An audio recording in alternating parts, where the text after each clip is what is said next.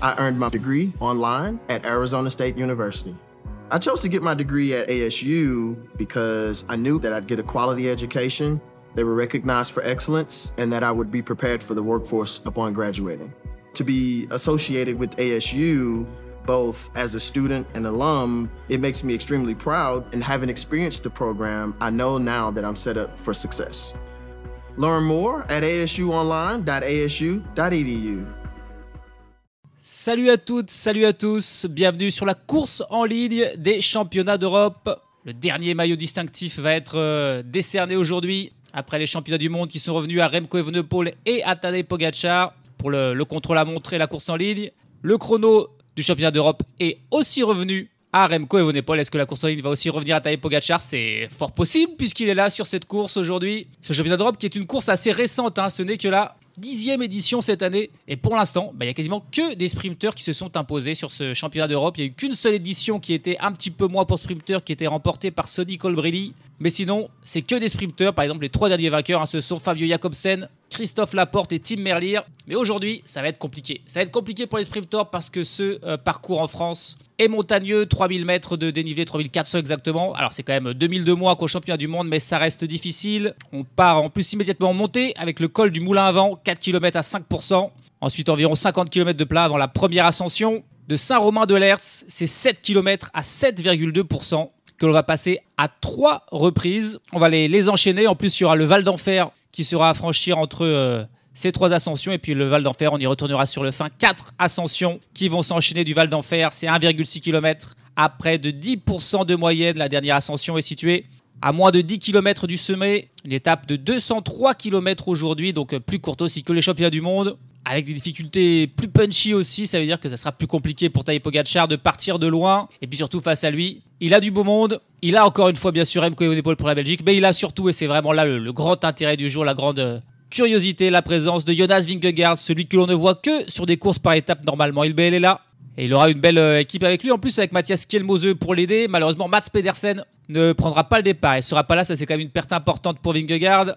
Voilà pour les 3 favoris. On a aussi quand même Joao Almeida qui est là pour le Portugal. On a Juan Ayuso pour l'Espagne. Et puis on a aussi la France qui n'a pas de grande star dans son équipe mais qui avec la carte Romain Grégoire pour avoir un coup à jouer. Il y a aussi Paul Sexas, Pavel Sivakov qui sont là. 101 coureurs présents, 31 nationalités. Mais 4 véritables armadas. 4 seules équipes sont venues avec 8 coureurs. Il s'agit de la Slovénie, de Pogačar, de la Belgique, de Remco Evenepoel, du Danemark, de Jonas Vingegaard et aussi de la France. Voilà les principales équipes qui vont faire les courses. Par exemple, Joao Almeida, il n'a que 3 équipiers avec lui. Et encore, Antonio Morgado ne prendra pas le départ. Donc il n'a que 2 équipiers avec lui. Juan Ayuso n'en a que 5. Les Italiens aussi ne sont que 5. Donc voilà. Et puis comme toujours, des coureurs un petit peu moins connus, des coureurs grecs, des coureurs roumains, des coureurs serbes, des coureurs bulgares, des coureurs finlandais, albanais, bosniaques, moldaves. Et l'inévitable Artem Nish, le coureur sous bannière neutre qui sont aussi tous là. 101 coureurs au total pour se disputer aujourd'hui en France le titre de champion d'Europe. Chute de Bellocchi juste devant Armstrong qui est parti dans le terrain. Et attaque de Pierre Roland. Voilà ce que nous disons depuis le début de ce Tour de France. Une chute terrible. Christopher Froome à pied. Mais quelle image du Tour. On n'a jamais vu ça. 100% cyclisme, le podcast du vélo en direct. Ça va Marion? Désolé. Allez, le kilomètre 0 et on part immédiatement en montée dans des pourcentages à 5%. Alors c'est à peu près la plus facile des difficultés du jour, mais elle n'est pas pour autant non plus extrêmement aisée à franchir. Et on voit des coureurs qui se portent à l'avant, mais pour l'instant pas d'attaque véritablement franche. Ça monte rapidement, mais sans véritable accélération pour l'instant. Un premier coureur, ça y est, qui fait un écart là, c'est le Suisse Nils Brun qui est sorti. Brun ou Brun, je ne sais pas comment exactement on prononce. Allez, il est sorti tout seul, alors du coup il se retourne, il attend qu'on vienne un petit peu le rejoindre. En tout cas, le rythme est tellement élevé qu'il y a déjà des coureurs lâchés. On est parti depuis même pas 2 km. On a vu le coureur moldave, Ilie Seremet, être le premier lâché, mais ça a lâché aussi là pour l'Albanais Lukáš Kloppenborg. Ça lâche pour le Turc Tahir Yigit. Donc voilà, il y a déjà des coureurs qui sont distancés, ça va être compliqué pour eux. Allez, on a quelques coureurs là qui rejoignent Nils Brun, mais alors ça revient ensuite tout le peloton un petit peu avec lui, avec des coureurs belges qui tentent plutôt d'aller dans l'échappée. Là, on veut mettre quelqu'un devant pour les Belges, mais il est suivi immédiatement par un Slovène. Voilà, les deux équipes encore une fois qui sont là pour contrôler la course et qui le font dès les premiers mètres de la course. Puis à noter l'absence quand même. Alors il y a quelques pays bien sûr qui ne sont pas là. Tous les pays européens ne sont pas là, notamment par exemple la Norvège. Mais plus étonnant encore, c'est la Grande-Bretagne. Personne n'est venu du côté de la Grande-Bretagne. Ils ont pourtant évidemment des très beaux coureurs comme Thomas Pidcock, comme Matthew Brennan. Pas non plus de Ben Healy, l'Irlandais. Donc voilà, personne qui est venu de la péninsule britannique. Là, c'est quand même assez étonnant. Et puis côté norvégien, il y a une autre explication, c'est que leur équipe, l'équipe Uno X, qui a quasiment tous les Norvégiens professionnels dans son effectif, est en course de points, en quête de points UCI pour tenter de doubler. Et ils sont bien partis pour le faire, la Cofidis.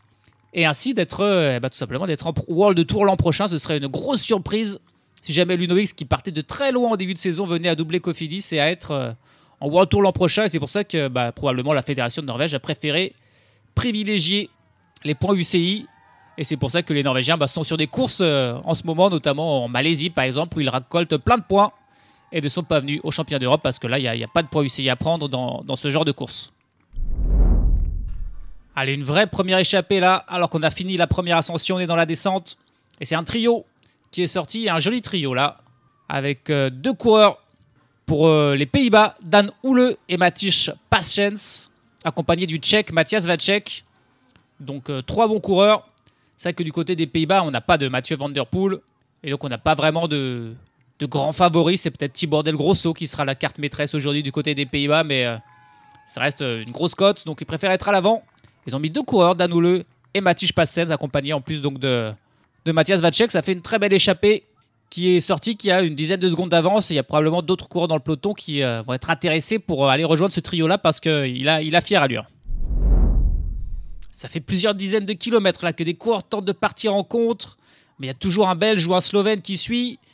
Il y a les Français aussi qui tentent d'y aller. Mais pour l'instant, ça n'a pas réussi jusqu'à maintenant. Ça y est, on a 5 coureurs qui ont réussi enfin à sortir. On est désormais à 173 km de l'arrivée, parti donc depuis une trentaine de kilomètres. On a 5 coureurs qui ont une dizaine de secondes d'avance sur le peloton. C'est pas grand-chose. Alors que le trio Dan Houle, Matthias Passchens et Matthias Vacek, lui, a plutôt 50 secondes d'avance. Il est bien sorti, il travaille bien. Parmi ces 5 coureurs, donc de contre, on retrouve Nils Brun, le Suisse, on retrouve Danny van der Toek, le Polonais, Łukasz Kubis, le Slovaque, Christians Belovovics, un Letton et Jaakko Hänninen, un Finlandais. Donc en plus, c'est un groupe de contre avec pas forcément des grandes nations, ni des coureurs les plus connus. Et c'est pour ça qu'on les a laissés partir, ce groupe-là. Et pas très inquiétant, mais bon, il y a encore d'autres coureurs qui tentent de partir. Là, on voit un groupe de 7-8 coureurs qui est sorti en contre avec 2 Belges, avec un Français, avec un Italien. Et là, forcément, le peloton va aller les chercher, ceux-là, probablement. Pour l'instant, on est dans une phase de plat de transition, encore une vingtaine de kilomètres, et on attaquera la première des 3 ascensions de la côte de Saint-Romain-de-Lerps.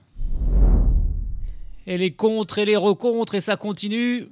Et à cause de tout ça, l'écart qui diminue avec les 3 hommes de tête. Il n'y a plus que 20 secondes là pour Dan Houle, Matthias Passchens et Matthias Vacek. Le groupe de 5 coureurs qui étaient partis en contre a été repris depuis longtemps. D'autres ont tenté de sortir à leur tour. Là, il y a encore 3 coureurs qui tentent de sortir. Avec un Letton, avec encore un Belge et un Autrichien. Mais c'est très compliqué pour l'instant, début de course. Très intense où chaque attaque est au final suivie par tout le monde. Dès qu'un Belge tente d'y aller, il y a un Slovène qui vient le suivre. Et alors du coup, on se relève. Dès qu'un Slovène tente d'y aller, il y a un Belge qui là aussi suit. Et du coup, ça se relève un petit peu. Allez, un nouveau groupe là encore, avec 6-7 coureurs, avec encore un Belge et un Slovène. On a aussi un Français, 2 Autrichiens. A priori, on veut quand même mettre un homme devant pour la Belgique et la Slovénie. Là, on a aussi des Danois dans ce groupe. Et il est possible que ce groupe qui vient de sortir là, quasiment une dizaine de coureurs, s'il y a un représentant de chaque équipe, tout le monde sera content de les laisser partir. Peut-être que ça ne poursuivra pas là. À part les quelques nations qui ont raté le coup. Il y a de quoi, encore une fois, qui tentent de faire le job, mais du coup, ça va suivre. Quel début de course vraiment fait à vive allure. C'était bel et bien le bon contre, là, ce coup parti. Avec au final 15 coureurs. Il y a quelques coureurs qui ont réussi à revenir de l'arrière. On a 15 coureurs qui, je pense, vont pas tarder à revenir sur les 3 hommes de tête, qui seraient même bien malins de les attendre. Alors, il n'y a pas d'oreillette, évidemment, dans ces championnats d'Europe, une nouvelle fois, et donc forcément, ils sont peut-être pas au courant qu'il y a un gros groupe qui les poursuit, alors que le peloton, lui, a un petit peu ralenti, pointé à 1 minute 16 désormais le peloton mené par l'équipe slovène, bien qu'il y ait également un Slovène dans ce groupe de contre en la personne de Michael Steinar. Alors, c'est pas le plus connu des Slovènes. On a aussi un Belge avec Louis Vervac. On a 2 Danois avec Niklas Larsen et Casper Pedersen. On a Marco Frigo pour l'Italie, on a Nicolas Prodhomme pour la France, Thiago Antunes pour le Portugal, Jan Stokely pour la Suisse, Dani van der Toek pour la Pologne, Martin Zverček pour la Slovaquie, Christian Belovovic, encore là le letton, Mats Wenzel pour le Luxembourg, et puis on a aussi Emiliano Villa, un grec, Victor Langelotti, le monégasque, et Andrea Mifsud, le coureur de Malte. Voilà les 15 coureurs qui sont en poursuite du trio Dan Uhl, Matej Passen, Matthias Vacek, et ça va faire une belle échappée là de 18 coureurs. Je pense que le peloton va très rapidement se méfier de cette échappée, et la Slovénie va se mettre à poursuivre et à ne pas leur laisser un gros écart, sachant qu'encore une fois, quand on n'a pas d'oreillette, en général, le peloton, pour ne pas se faire surprendre, a tendance à rouler fort. On va bientôt être au pied, en tout cas, de la première des vraies difficultés du jour, les 7 km à 7,2% de la côte de Saint-Romain-de-Lerps. Ça aura mis plus longtemps que je ne le pensais, mais ça y est, les 3 hommes de tête sont rejoints par les poursuivants, mais ils ne sont plus 15. Dans cette ascension, ça a lâché notamment pour le Suisse Jan Stokely, ça a aussi lâché pour Dani van der Toek, le Polonais, pour Belovovic, le letton, et Emiliano Villa, le grec, qui ne sont donc que 11 encore dans ce groupe de contre à revenir donc sur la tête de la course pour faire une échappée de 14 coureurs, alors qu'on arrive quasiment à l'instant au sommet. Ils les ont rejoints juste au sommet. Derrière, le peloton mené par la Slovénie est pointé à plus de 2 minutes, désormais 2 minutes et 7 secondes. Je pense que l'écart ne grandira pas plus que ça, à mon avis, parce qu'ils ont beau avoir un coureur devant avant la personne de Steinar. C'est évidemment pas la carte maîtresse de la Slovénie qui est à l'avant. Donc on va laisser pas beaucoup plus d'avance à quelques coureurs qui sont intéressants. Louis Vervac, Casper Pedersen, Nicolas Prodhomme, Matthias Vacek, Dan Uhle, ce sont des très bons coureurs qu'il faut gérer. Et c'est pour ça que l'écart ira pas beaucoup plus au-delà des 2 minutes à mon avis. Désormais, on va passer dans la descente, puis on va monter une première fois le fameux Val d'Enfer, passer sur la ligne d'arrivée pour la 2e fois, et puis ensuite remonter de nouveau cette très longue et difficile ascension de Saint-Romain-de-Lerps. 2e passage sur la ligne d'arrivée pour le groupe de 14 en tête. Environ 2 minutes d'avance sur le peloton, un écart qui est stable. Il est monté jusqu'à 2 minutes 30, mais voilà, pas plus. Derrière, c'est que la Slovénie qui travaille. Il n'y a que la Slovénie qui travaille. Cette fois-ci, la Belgique, ils ont compris leur leçon là, des championnats du monde où ils avaient beaucoup travaillé. Et ça n'avait pas payé avec seulement la 2e place de Remco Evenepoel. Aujourd'hui, ils ne font rien. Ils laissent l'intégralité du travail à la Slovénie. Et c'est bien logique. Et puis là, on a vu une image. Alors, on n'a pas vu la chute, mais il semblerait que Romain Grégoire soit tombé. Ça, c'est la bonne mauvaise nouvelle là, pour la France. Avec la chute de Romain Grégoire dans la descente du Val d'Enfer, que l'on vient de passer très dur. Ces difficultés, plein de monde. Les gens qui sont là, ils sont bien contents. Ils vont voir passer les coureurs 6 fois au ralenti tellement c'est pentu. Mais ouais, Romain Grégoire qui est tombé. Alors, il s'est relevé. On a juste vu l'image de lui debout. Mais voilà, il n'y a pas d'oreillette. Donc, personne forcément qui l'attend. Je ne sais pas si ses coéquipiers ont vu qu'il était tombé. La voiture du directeur sportif de Thomas Voeckler est peut-être un petit peu loin derrière. Donc là, c'est vraiment peut-être déjà la fin des espérances pour Romain Grégoire, même s'il lui reste du temps évidemment pour rentrer. On est encore à 120 km de l'arrivée. Romain Grégoire qui en tout cas pour l'instant n'est pas dans le peloton. Il est à l'arrière et on va voir s'il ne s'est pas fait trop mal. Il va pouvoir revenir dans ce groupe, dans ce peloton. Ah voilà, tiens, ça y est, on le voit là. Romain Grégoire est dans un groupe avec Tadej Pogačar. Qu'est-ce qui s'est passé? Alors peut-être que il a eu de la chance, Romain Grégoire. Peut-être qu'il est tombé au même moment où Tadej Pogačar a fait une petite pause naturelle. Et du coup, il est dans le groupe là avec Pogačar, avec un équipier pour Pogačar, un équipier aussi pour Romain Grégoire. Donc ça devrait rentrer pour le Français, forcément. Si on est avec Pogačar, on est plutôt dans le bon groupe. Tiens, la Belgique qui décide finalement de tenter quelque chose là, dans cette seconde ascension de la côte de Saint-Romain-de-Lerps, avec une attaque là de coureurs belges. On a Junior Le Cerf suivi par Maxime Van Giel, je crois bien. Et une dizaine de coureurs qui suivent ce mouvement. Le rythme était pourtant déjà très intense, mis par l'équipe slovène. Et les Belges, ils ont réussi malgré tout à mettre une accélération là. Dans ce peloton où il est revenu. Romain Grégoire, évidemment, en compagnie de Tadej Pogačar. 2 minutes et 8 secondes de retard. Sur les 14 hommes de tête, on est à 109 km de l'arrivée. Et ce petit mouvement belge a été maîtrisé par la Slovénie, avec encore un coureur slovène en tête du peloton qui continue de monter vraiment à fond. Mais ils ont subi un petit coup de pression là, de la part de la Belgique. Mais j'ai l'impression qu'il y a plus beaucoup d'équipiers déjà pour Tadej Pogačar. Il faut dire qu'il n'y a pas Primož Roglič aujourd'hui. On a vu Matej... alors attendez, qu'est-ce que là, c'est Jonas Vingegaard Vingegaard distancé. Alors là, Jonas Vingegaard distancé. Alors qu'il y a encore quand même la plupart du peloton, bon, on va dire des pros, des très bons coureurs qui sont dans le peloton. Et ben là, Vingegaard, il est en difficulté. Il est en compagnie, par exemple, là, d'Arnaud Tandon. Un coureur suisse. Et donc voilà, là, Jonas Vingegaard n'est pas du tout en forme. Ah bah, ça ne sera pas pour lui aujourd'hui du tout. Ça, c'est décevant. Décidément, les courses d'un jour, ah bah, il ne sait pas faire. Il en fait jamais d'ailleurs, c'est peut-être bien pour ça. C'est lui la victime de ce mouvement, de cette accélération belge, alors que j'allais dire qu'il n'y avait plus beaucoup de Slovènes, puisqu'on a vu Matej Govekar déjà distancé, il n'y a pas de Primoz Roglic.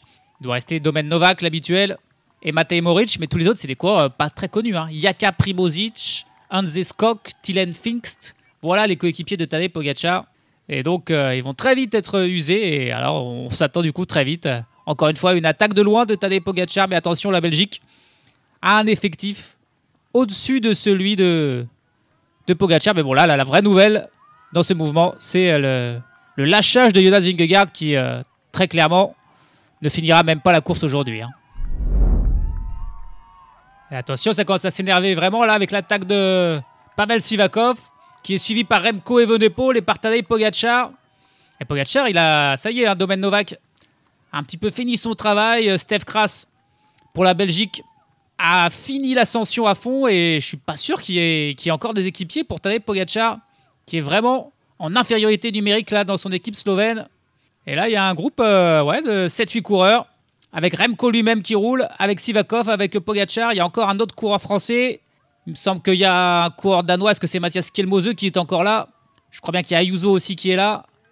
C'est les favoris là qui sont là tout simplement. C'est juste à la bascule, hein, au sommet.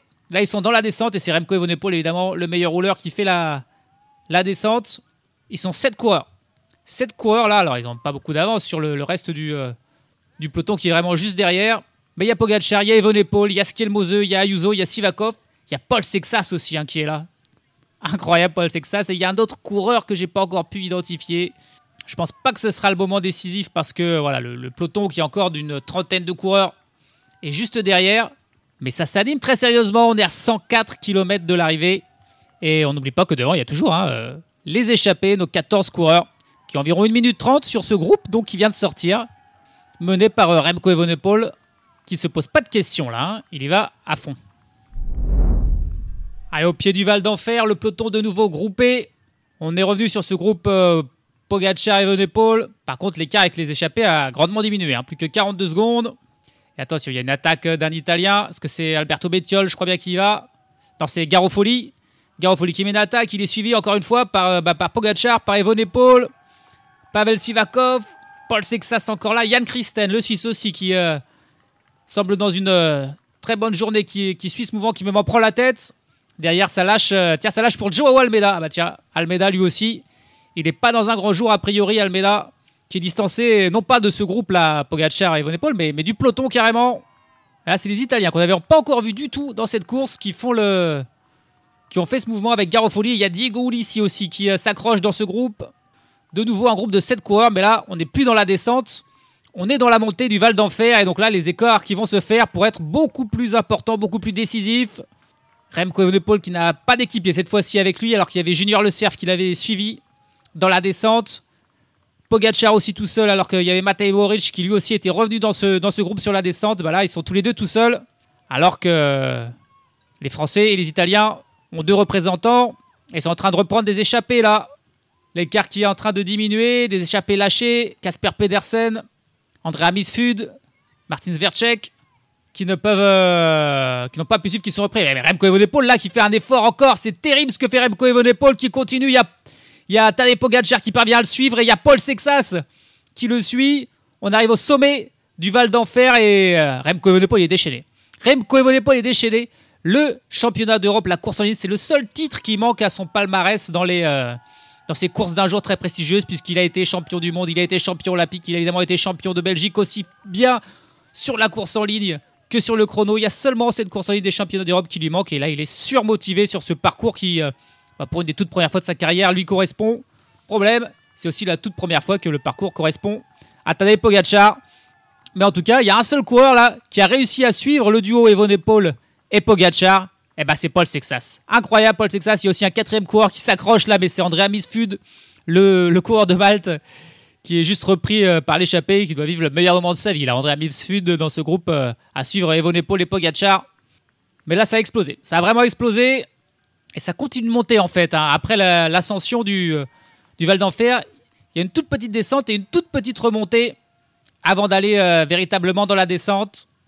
Ça y est, voilà, ça dure 20 secondes, hein, cette petite remontée. C'est encore Evenepoel qui l'a fait à fond. Et voilà. Et là, je pense qu'il y a un gros écart. On n'a pas encore l'écart avec le peloton. Alors, on est encore une fois loin de l'arrivée. 91 km. Désormais, il y a encore courte descente. 15 km de plat avant une troisième ascension de la côte de Saint-Romain-de-Lerps. Qu'elle est longue, qu'elle est dure cette étape, cette course. Mais on a un trio. Donc, Pogačar, Evenepoel, Sexas, accompagné de quelques rescapés de l'échappée du jour qui vont bientôt revenir. Sur la tête de la course, je pense que Pogačar et Evenepoel vont bientôt être devant. Et ça va être pas mal pour Evenepoel qui va retrouver Louis Vervac. Ça va pas être mal aussi pour Paul Sexas qui va retrouver Nicolas Prodhomme. Alors que Pogačar, lui, va être tout seul. Course explosée, le peloton pointé à plus de 30 secondes là de ce groupe Pogačar et Evenepoel.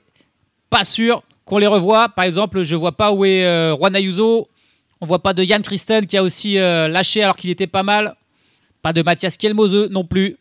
Au moment où ça y est, Remco Evenepoel qui ne relâche pas son effort et qui revient sur la tête de la course. On a donc officiellement Pogačar, Evenepoel et Paul Sexas dans les échappées dans le groupe de tête. Nouveau passage sur la ligne, troisième passage sur la ligne. Et on a un groupe qui est revenu de l'arrière. Un groupe avec Kjelmose, avec Ayuso, avec des coureurs français aussi pour épauler Paul Sexas, avec Sivakov. Mais pas d'équipier pour Tadej Pogačar, qui est vraiment isolé désormais dans ce groupe de tête d'une vingtaine de coureurs. Et ce groupe de tête qui, par contre, là, est parti pour déjà se disputer la victoire. Le peloton, du moins ce qu'il en reste, quasiment le peloton est quasiment moins conséquent de cette échappée. Donc on pourrait presque dire que ce groupe à la tête est en fait le peloton. Ne reviendra pas. Un groupe pour retrouver notamment Matej Mohoric, le dernier équipier de Pogačar qui est là. Quelques Français comme Valentin Paré-Peintre aussi.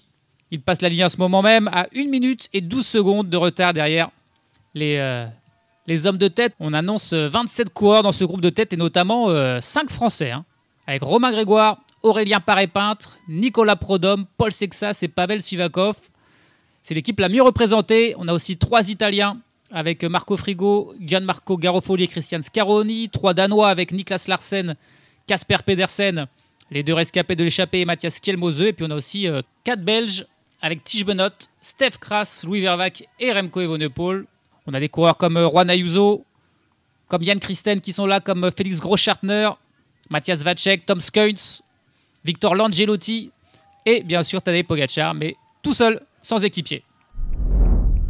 Et Pogačar qui accélère, 76 km de l'arrivée, il est tout seul.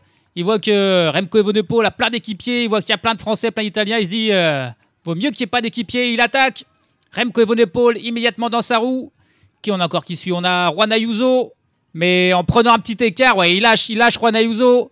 Les Français qui ont un petit peu du mal, Paul Sexas aussi, est juste dans la roue d'Ayuso.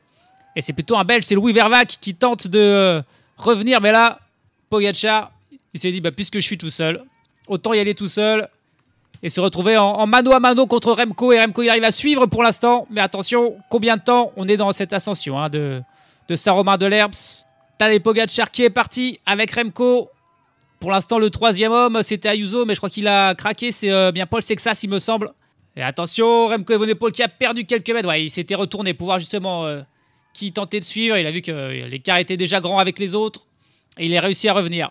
Et comme quoi, on a bien beau être supériorité numérique, mais ça sert pas à grand chose dans les ascensions. C'est bien dans le plat, mais dans les ascensions, s'il accélère Pogačar, il n'y a personne qui peut suivre à part Remco. Il s'écarte. Qu'est-ce qu'il fait Remco là? Il s'écarte. Remco il peut pas suivre. Il fait plus que s'écarter. Il explose d'un coup. Il a fait un énorme écart sur la route et on a immédiatement compris que. Il a même fait un grand soupir de c'est pas possible. Jamais j'arriverai à le suivre. Et derrière, c'est Paul Sexas qui est magnifique, 3e homme qui va peut-être lui revenir sur Remco. Et à 2, ils vont essayer de travailler pour tenter de revenir. Mais ça y est, Pogačar de nouveau lancé dans un solo. On est à 75 km de l'arrivée. Même sur le Rwanda, là, il avait attaqué à 104, mais il n'avait été tout seul qu'à 66 km de l'arrivée. Et là, il est tout seul à 75 km de l'arrivée. Il y a encore 4 fois l'ascension du Val d'Enfer à franchir C'est-à-dire que désormais, dans ce genre de course, j'ai l'impression que toute la fin ne sert plus à rien. Tout se joue à la mi-course. Mais bon, on va voir. Il y a du monde derrière. Voilà, Paul Sexas, il est en train de revenir sur Remco. Ça, c'est bon. Et ensuite, s'il y a les équipiers, à la fois de la Belgique et de la France qui revenaient, on pourra se livrer à une belle poursuite. Il reste encore du temps. Il reste encore aussi des passages plats, des longs passages plats entre chaque ascension du Val d'Enfer qui pourraient leur permettre de reprendre et de revenir sur Pogacar. Mais voilà, la situation, l'attaque de Pogacar, seul en tête. Et un duo à sa poursuite désormais, Paul Sexas et Remco Evenepoel. Remco Evenepoel qui, je pense, il va vouloir attendre du soutien. Il a attendu Paul Sexas plus ou moins là. Et il va vouloir attendre ses équipiers. Mais vraiment, le moment où il a presque décidé en fait d'arrêter de le suivre, il a senti qu'il ne pourrait pas tenir ce rythme, Remco Evenepoel. Donc plutôt que de se mettre dans le rouge, il a ralenti l'allure. Et il va espérer désormais, grâce à une poursuite efficace d'un groupe de 10-15 coureurs, pouvoir revenir sur l'avion, sur l'extraterrestre, Tadej Pogacar. Pogacar, il est parti depuis une dizaine de kilomètres et l'écart est stable avec ses poursuivants, qui sont 4, puisque Juan Ayuso et la surprise, Christian Scaroni, sont revenus sur Remco Evenepoel et Paul Sexas. Et l'écart qui est de 30 secondes environ. Il oscille là entre 30 et 35 secondes. Il faut dire qu'on est dans une partie dans la descente là, donc forcément, c'est pas forcément l'endroit le plus facile pour créer des écarts. La question, c'est lors de la montée du Val d'Enfer, est-ce que Pogacar va continuer à creuser ou est-ce qu'il va seulement maintenir l'écart ou est-ce que même l'écart va se réduire? Si l'écart simplement est maintenu, ça aurait un petit peu d'espoir ensuite dans les passages de vallée. Ensuite, il y a 15 km environ à chaque fois entre chacune des montées du Val d'Enfer qui reste, et il en reste 4. Donc l'écart n'est pas encore définitif, ça pourrait peut-être encore revenir, même si ça paraît compliqué. Et par contre, beaucoup plus loin sont les autres. Le groupe où on retrouve 4 Français, avec Grégoire Paré-Pinte, Prodom Sivakov, avec Yann Christen, avec Tom Skeuns, avec Mathias Kelmose, et lui pointé à plus d'1 minute 40 de Tadej Pogacar, et donc ne reviendra pas. C'est quasi certain. Les seuls qui peuvent empêcher Tadej Pogacar de s'imposer aujourd'hui sont ces 4 coureurs, Evenepoel, Scaroni, Sexas et Ayuso. Et il gagne rien, Il gagne rien, il vient de finir la première de ses 4 dernières ascensions du Val d'Enfer et il a toujours seulement 30 secondes d'avance avec Pogacar. Alors derrière, c'est surtout Remco Evenepoel et Juan Ayuso qui travaillent. On sent que Paul Sexas est à la rupture, Christian Scaroni ne fait que s'accrocher. Mais voilà, l'écart qui n'a pas augmenté et désormais on va passer dans ce passage de vallée, 15 km face à un rouleur bien meilleur que lui comme Remco Evenepoel qui va entraîner tout le monde dans son sillage. C'est pas fait pour Tadej Pogacar parce qu'encore une fois, on est loin de l'arrivée. 55 km. Et 55 km au final, essentiellement plat. À part, on va dire, sur ces 55 km, il y en a 6 qui sont d'ascension. Parce qu'on a 3 fois 2 km du Val d'Enfer. Mais sinon, c'est tout plat. Et dans les passages plats, c'est plutôt le groupe Evenepoel qui devrait avoir l'avantage. On va voir ça. Mais en tout cas, 30 secondes, c'est pas grand sur une telle distance. Eh bien, c'est à n'y rien comprendre parce que l'écart qui n'augmentait pas dans le Val d'Enfer, il augmente sur ces parties plates. 50 secondes d'avance désormais pour Tadej Pogacar sur le quatuor à sa poursuite, qui est donc moins efficace dans cette partie, en plus avec vent de face. Normalement, la spécialité de Remco, mais voilà, Paul Sexas et Christian Scaroni sont quasiment des poids morts. Juan Ayuso fait ce qu'il peut, alors que Tadej Pogacar, devant, il ne se pose pas de questions, il continue, il appuie sur les pédales. 47 km de l'arrivée, 50 secondes d'avance, alors qu'il va s'apprêter bientôt à de nouveau grimper le Val d'Enfer. La balance est en train de pencher très sérieusement du bon côté pour le Slovène. Le suspense qui semble terminé. 40 km de l'arrivée. Il vient de passer de nouveau au sommet du Val d'Enfer dans une foule un petit peu déchaînée. Et 1 minute 15 d'avance pour Tadej Pogacar sur les 4 autres. 4 autres qui ne s'entendent plus du tout. Remco Evenepoel qui continue de faire l'effort. Juan Ayuso qui le suit. Et parfois passe quelques relais, et les 2 autres qui ne font que s'accrocher, c'est que ça c'est Scaroni. Ça commence un peu à s'énerver d'ailleurs, on a vu un moment sur le plat. Evenepoel prendre quelques mètres d'avance, et du coup Ayuso s'y retourné, a réagi, il a ensuite engueulé c'est que ça sur Scaroni en disant vous faites rien, et en plus vous me laissez boucher les trous. Bref, ça s'entend plus, et ça va se battre seulement pour le podium parmi ces 4-là. Ah ça y est, il réussit la Remco, à attaquer encore une fois juste au passage au sommet, juste avant la bascule de la descente, c'est sa spécialité. Il attaque et il arrive à faire un petit écart. Paul Sexas qui a tenté, mais non, c'est fait. L'écart est fait. Et là, on se retrouve vraiment avec le scénario connu, reconnu, avec Evenepoel qui s'envole seulement pour aller chercher la 2e place. Et encore une fois, c'est trop tard. Là, il a 1 minute 17 à reprendre sur Tadej Pogacar. Ça paraît compliqué, même impossible. Et derrière, on va voir un trio avec Ayuso, avec Sexas et Scaroni qui vont peut-être se battre pour le podium, même si Ayuso semble peut-être déterminé aussi à se débarrasser des deux autres à un moment donné pour aller chercher le bronze. Mais scénario peut-être un petit peu trop connu là quand même, qu'on est en train de vivre sur ces championnats d'Europe. C'est exactement ce qui s'est passé en gros sur les championnats du monde tout simplement. Il a au moins réussi à en faire en sorte que Tadej Pogačar arrête de creuser l'écart, mais il ne revient pas vraiment. 1 minute d'écart tout pile dans cet avant-dernier passage au sommet du Val d'Enfer. Par contre, Remco, il a énormément creusé avec les trois autres. Il a 1 minute 20 d'avance sur le trio Ayuso, Scaroni, Sexas. Il s'envole donc vers la deuxième place sans souci. A priori, alors qu'on est à 23 km de l'arrivée, il ne reste plus qu'un suspense dans cette course. C'est qui va aller monter sur la troisième marche du podium. Est-ce qu'on va se livrer un sprint à 3 entre Ayuso, Scaroni et Sexas? Ou a priori, ce serait Christian Scaroni qui a le meilleur punch, je dirais, des trois. Ou est-ce que l'un des trois va réussir à s'isoler avant la fin? Ça ne sera pas dans cette ascension. A priori, il ne restera plus qu'une seule ascension du Val d'Enfer pour refaire la différence dans ce groupe-là. La dernière ascension du Val d'Enfer pour Tadej Pogačar. On est à 7 km de l'arrivée. L'écart qui est toujours stable, 1 minute et 3 secondes d'avance sur Remco Evenepoel. Par contre, c'est l'écart qui grandit avec tous les autres poursuivants, et notamment avec le trio Scaroni, Sexas, Ayuso qui est pointé à 3 minutes 30 et qui ne peut pas trop se permettre de se redresser et de jouer en vue de la médaille de bronze parce qu'il y a encore d'autres coureurs en course, bien sûr. On ne les voit pas trop, on n'a pas trop d'images, mais on a des écarts. Et a priori, seulement 1 minute derrière Scaroni, Sexas et Ayuso. On a un duo formé de Matthias Kielmose et de l'inévitable Tom Skujz, celui qui n'apparaît, qui ne se montre que sur les championnats du monde ou d'Europe. Il va tout le temps chercher des top 5, des top 10. Un petit peu plus loin derrière eux, on aurait Gianmarco Garofoli et Pavel Sivakov. Un tout petit peu plus loin aussi, Marco Frigo et Romain Grégoire. Puis un groupe de 5 coureurs pointés à environ 6 minutes de Pogačar. Et c'est à peu près tout. On nous annonce Mats Wenzel qui fermerait la marche à 8 minutes 40. Et c'est tout. 17 coureurs a priori seulement encore en course dans ces championnats d'Europe. On n'aura même pas un top 20 final. Il suffit de finir la course pour finir dans le top 20. C'est dire si ça a été encore une fois très compliqué aujourd'hui. La course qui s'est décantée encore une fois très loin de l'arrivée. D'abord, une première impulsion quand même de la Belgique qui a éliminé tous les équipiers de Tadej Pogačar. C'était plutôt bien joué, mais ensuite, malheureusement, il restait cette dernière longue ascension de Saint-Romain-de-l'Herbst et il en a profité. Pogačar, il a senti que c'était maintenant le seul moment où il pouvait vraiment faire la différence, plus que dans le Val d'Enfer où c'était peut-être trop pentu et trop court. Et il a bien joué. Plus personne l'a revu et il file désormais à la victoire. Et Paul Sexas qui tente de faire la différence dans cette dernière ascension du Val d'Enfer. Et Juan Ayuso qui est en difficulté, non. Il ne peut pas suivre Juan Ayuso, mais par contre Christian Scaroni, lui, s'accroche, l'Italien, qui est vraiment la grosse surprise de ces championnats d'Europe. On ne l'attendait pas là, Scaroni. Et Paul Sexas qui n'arrive pas à se débarrasser de Scaroni.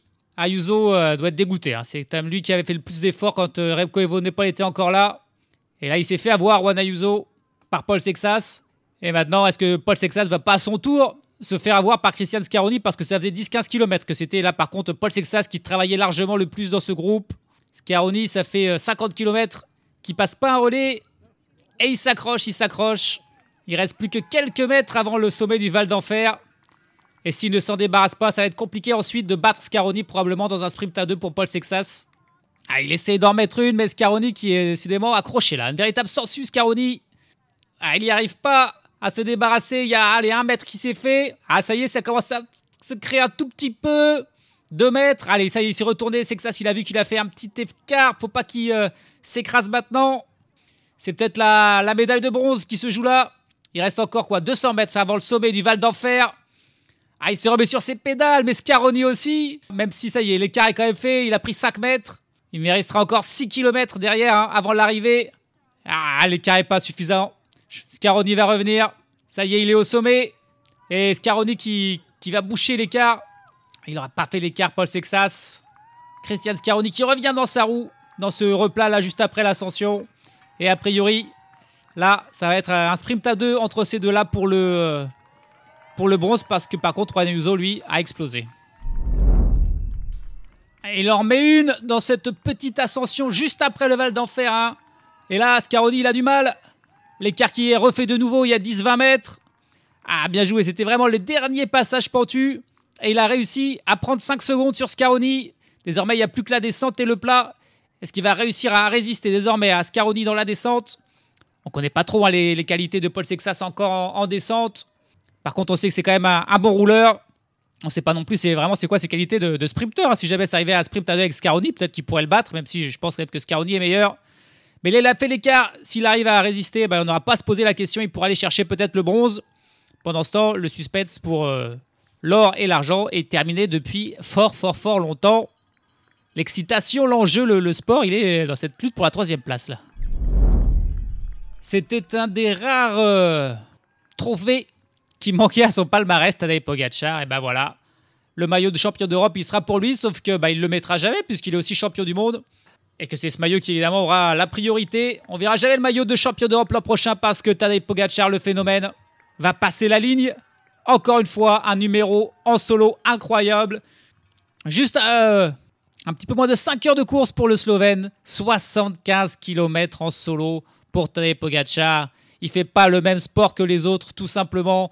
Et on se demande bien jusqu'où il va aller et à quel point il va frustrer ses adversaires, et notamment Remco Evenepoel qui va encore une fois faire 2e.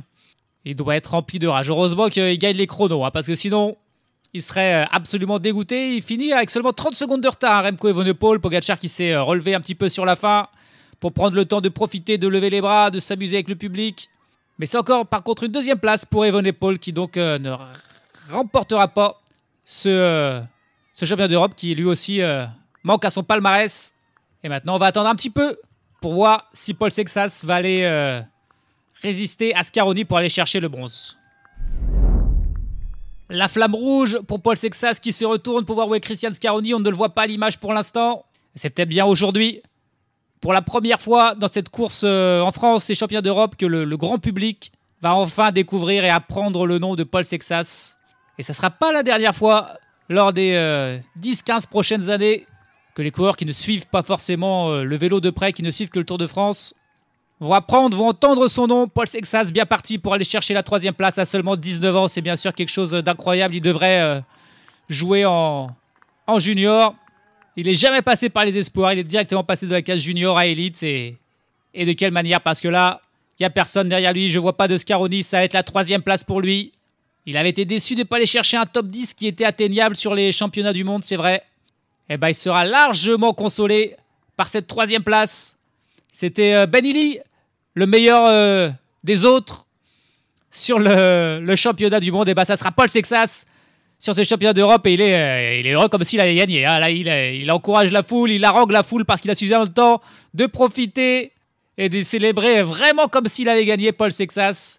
Une très très belle médaille de bronze dans cette autre course que se sont livrés les autres coureurs. C'est lui qui était le meilleur, Christian Scaroni. Va aller prendre la 4e place. Juan Ayuso, a été rattrapé par Mathias Kielmose, il me semble. C'est Scaroni en tout cas qui, c'est sûr, va faire 4e. Non, c'est Tom Skuns. Mais bien sûr que c'est Tom Skuns. C'est toujours Tom Skuns qui va aller bien faire un top 5. Non, mais il est incroyable. Incroyable ce laiton Tom Skuns. Toute l'année, ce n'est qu'un équipier pour ses leaders du côté de la Lidl Trek. Et là, quand il a une carte à jouer, qu'est-ce qu'il la joue bien. Il va faire 5e et il va doubler Juan Ayuso quasiment sur la ligne, qui va faire seulement 6e. Formidable aussi ce Tom Skuns. J'adore sa manière de courir et d'être là à chaque fois dans les championnats quand il représente son pays, la Lettonie. Un petit pays comme la Slovénie, mais avec un très grand champion, Tadej Pogačar, à la fois champion du monde et champion d'Europe désormais. Bon, voilà, 106 victoires dans sa carrière pour Tadej Pogačar. Qu'est-ce qui lui manque? Il lui manque 2 trucs à gagner quand même, Et ça ne sera pas les plus faciles. Si jamais il arrive à les gagner celle-ci, ce serait vraiment incroyable. C'est Milan-San Remo et c'est Paris-Roubaix. S'il arrive à remporter ces 2 monuments qui lui manquent dans sa carrière, ça serait définitivement le plus grand débat terminé. Ciao, bonsoir. Rien que cette saison, il a quand même remporté 2 monuments avec Liège-Bastogne-Liège et le Tour des Flandres. Il a aussi remporté bien sûr le Tour de France. Il a été champion du monde, champion d'Europe. Et il lui reste un dernier monument à aller chercher, le Lombardie, dans une semaine, où il aura encore face à lui Remco Evenepoel évidemment. Et il sera encore le grand favori pour aller chercher un 3e monument cette saison. Mais voilà, il ne reste plus grand chose à chercher. Il faut qu'il aille aller gagner la Vuelta aussi quand même, qu'il n'a jamais remporté. Le jour où il se décidera d'y aller, il la gagnera certainement sans souci. Il a encore quelques petites choses à aller chercher, mais pour les championnats d'Europe, c'est fait. Aujourd'hui, il s'impose avec 31 secondes d'avance sur Remco Evenepoel. à qui il manque encore un petit quelque chose dans les ascensions pour résister à Pogačar, le superbe rouleur belge. Et puis la 3e place, formidable pour Paul Sexas, 19 ans. Alors il finit loin quand même à 3 minutes 41. Mais malgré tout, en vue de son jeune âge, on espère que c'est de bon augure, de très bon augure pour la suite pour le Français. Les belles 4e et 5e places des coureurs inattendus, Christian Scaroni et Tom Skujns. Juan Ayuso 6e. Le reste du top 10, complété par Mathias Kielmose en 7e position. Pavel Sivakov est 8e. Gianmarco Garofoli 9e. Et Romain Grégoire 10e. On a donc 3 Français quand même dans le top 10. Et puis il n'y a que 17 coureurs qui ont terminé. Donc on peut largement se faire le classement général total. Marco Frigo fait 11e. Nicolas Prodhomme 12e. Tige Benoît 13e. Louis Vervac 14e. Gros Schartner 15e. Et Aurélien Paré-Peintre. Et puis joli. Il a réussi à finir, ça n'a pas dû être facile pour Mats Wenzel qui termine 17e à 12 minutes 32. Mais il s'est battu jusqu'au bout, le Luxembourgeois, pour finir cette course et représenter son pays. Les 84 autres coureurs ont abandonné, notamment Jonas Vingegaard, Joao Almeida, dont on attendait beaucoup mieux aujourd'hui, mais n'ont jamais pesé sur la course, loin de là. Mais de toute façon, on se demande bien, même s'ils avaient top de leur forme, est-ce que un Almeida, un Vingegaard aurait pu résister, un Tadej Pogačar de s'être remplacé, pas sûr, mais ils auraient peut-être été là avec Remco Evenepoel, avec Sexas et Ayuso, et ensemble, ils auraient peut-être eu une poursuite un peu plus efficace, on ne le saura jamais. C'est fait, Pogačar, champion d'Europe, et prochain rendez-vous pour lui, comme pour 100% cyclisme, eh bien, c'est le Tour de Lombardie, samedi prochain, pour aller continuer d'écrire sa légende et d'aller peut-être remporter un 5e Tour de Lombardie consécutif. Bref, les superlatifs manquent pour parler de ce type. C'est incroyable. C'est le plus grand champion. Allez, salut à tous. Salut à toutes.